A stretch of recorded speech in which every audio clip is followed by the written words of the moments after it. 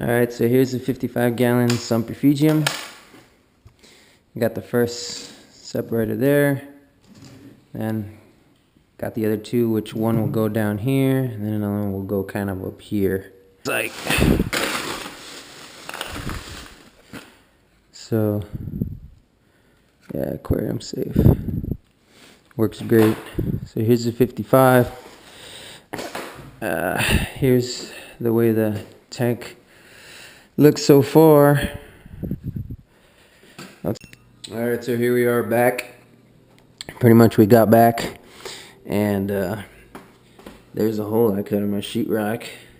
Nothing too big, just big enough for the 1-inch piping and the 1/2-inch piping to fit through. Yeah, so here's a look at the other side. So the 55 will sit right there. Maybe I'll run the pipe kind of like this and down. Hopefully it looks good, otherwise I just cut a big gaping hole. And yeah, the Refugium sump, I'm gonna have to wait 24 hours, but yeah, it kind of double layered it, so make it work. Fuck it, just need this one and we're good to go.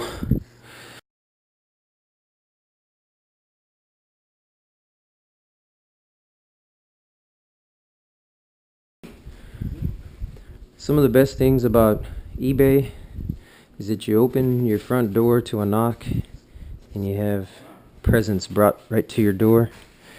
This right here is the new light system for my 150-gallon.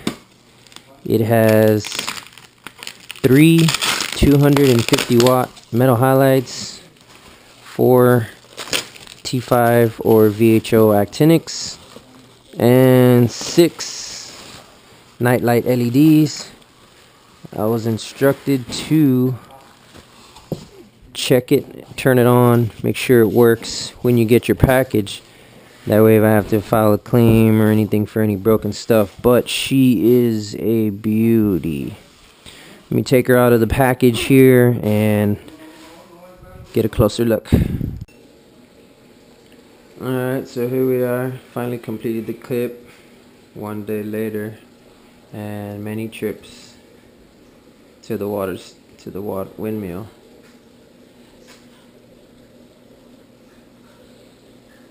And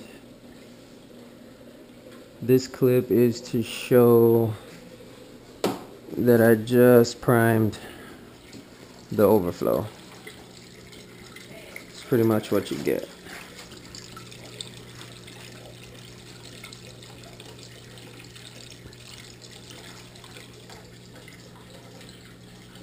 Very, very, very tall as hell. First chamber. It's dark. Let's check out the way this thing works. So this is obviously running full, and let's turn off the actinics. I mean the metal highlights.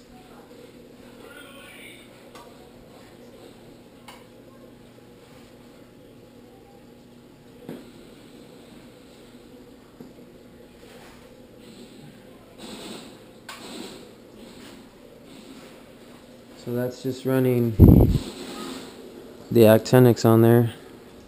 It's got 4 of those VHO 5-footers. I think they're the 360s. This looks pretty great. I can already see all the corals just using this light and glowing real nice for me. And then we have the night lights. That's the one I've been wanting to see. It's not bad. Not the best in the market, but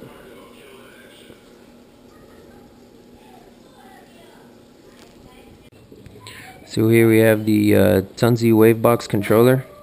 And basically what you do is you keep your finger on this auto adjust for about 5 seconds or so. Then you're gonna start to see that flashing. As it's flashing, it's taking a few seconds to kind of jump through each one of the pulse modes. And basically what you have to do is just kind of sit back, see which one starts to kind of ripple, and then you keep your finger on it for a second so it can stay right there. And then you got to individually increase or decrease pulse to get it just right. But keep in mind when you're doing the auto adjust, see, like right there, it's pretty good. There you go. Now all I have to do is just synchronize it using the time buttons. Keep in mind when you're doing the auto adjusts, it's not like I thought at first it would do, which is show you the wave and then you can just keep it there, because the auto adjust probably goes through each pulse about maybe 3 or 4 times. So I remember getting really frustrated, you know, saying, hey man, the auto adjust, and it never showed me a wave.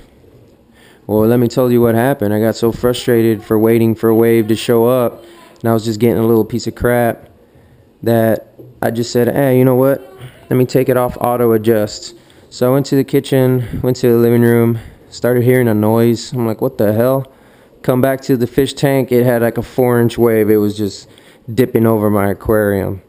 So yeah, so that's when I realized that the auto adjust just kind of gets you a little bit there, and then you have to just tune it.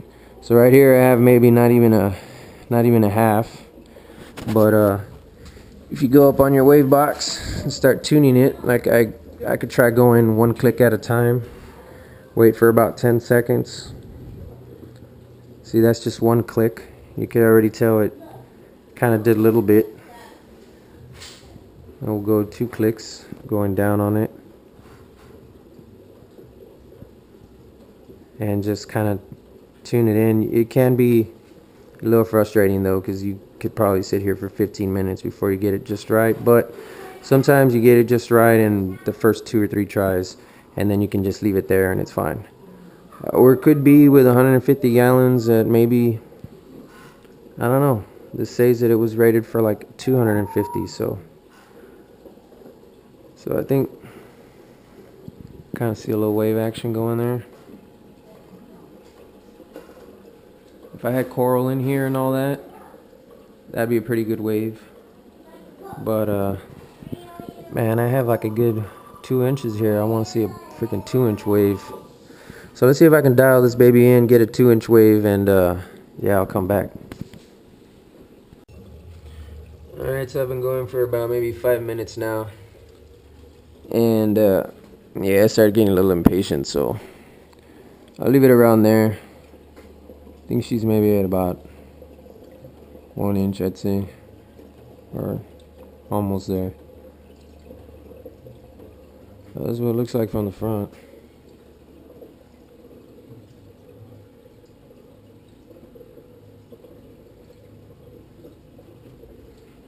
So not bad.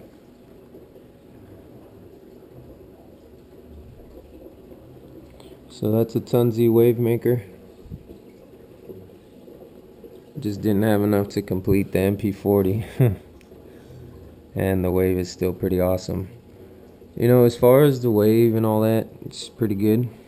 I mean, it does exactly what it says. On my 90, I mean, these things are making 4 or 5 inches splashing out over the edge. You can kind of see some debris that's on that rock there. But if you got some hardcore detritus sitting on the bottom, you know, it's just not going to be able to lift it. And that's the difference between the MP40s. You know, those suckers, no matter where you put them, no matter what edge or nuke or crevice you look at in your tank, I mean, you could just literally see the sand particles just moving across, you know. And this one, I mean, it'll kind of wiggle it, but if it's, you know, back there or if it's in a spot, it's just not going to get to it. But it does the purpose of the wave making, and for the most part, maybe you can have an MP40 and a wavemaker, you know, whatever the case. But the MP40 could do all of that, so it defeats the purpose. But I don't know, maybe with the slave unit, because this is just one, they make the slave unit. put it on the other end, probably make some monster waves and feed more current. But for now on a 150, it just doesn't look like. Wow, look, I can actually see a little worm right there already. What is that, a hair or something? Maybe I can get the camera over there in the backside.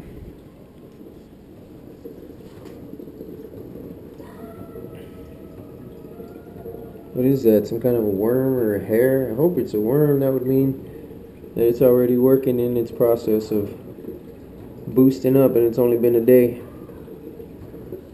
Well, either way, so probably gonna put in next my XR1 reactor. Just throw some carbon in there so you can clear it up a bit. And I need to go buy one of them little magnets so I can clean up all this. You can still see a lot of soap from the salt mix kind of building up there around the rim. And then obviously with all the construction with the new AC unit I had put in my house, picked up a lot of dirt, but you know, I was covering it as best I could, but still in the air. So just give it a little proper maintenance, but for day one, it's pretty good.